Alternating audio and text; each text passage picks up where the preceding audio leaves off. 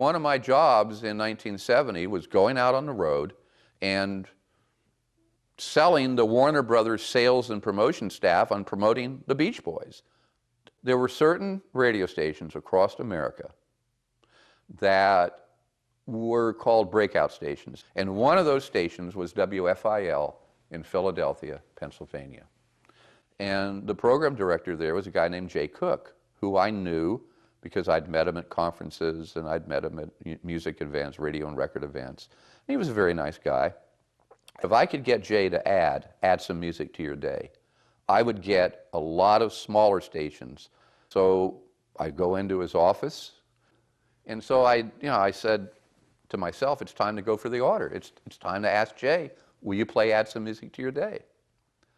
And I asked Jay, I said, Jay, we're promoting a new single from the new upcoming album, Sunflower, and would you please add the record? We really need your help on this on the East Coast, and will you add the single?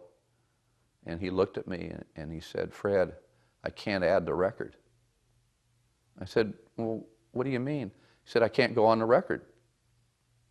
I said, well, you just got done telling me how important Brian is and the music of the Beach Boys and how it influenced your life, and you're telling me you can't add this new record? And he said, that's what I'm telling you. And I said, why?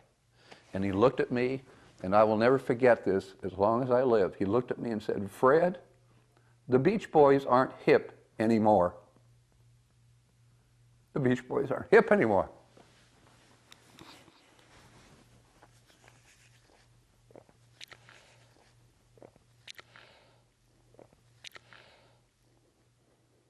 Well,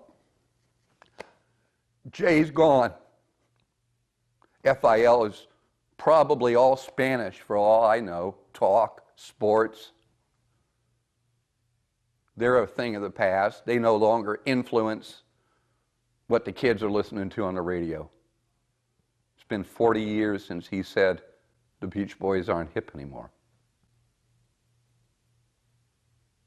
40 years later, we're still playing the Beach Boy music. Mike and Bruce are still selling concert tickets. Brian has released several solo albums to enormous critical review.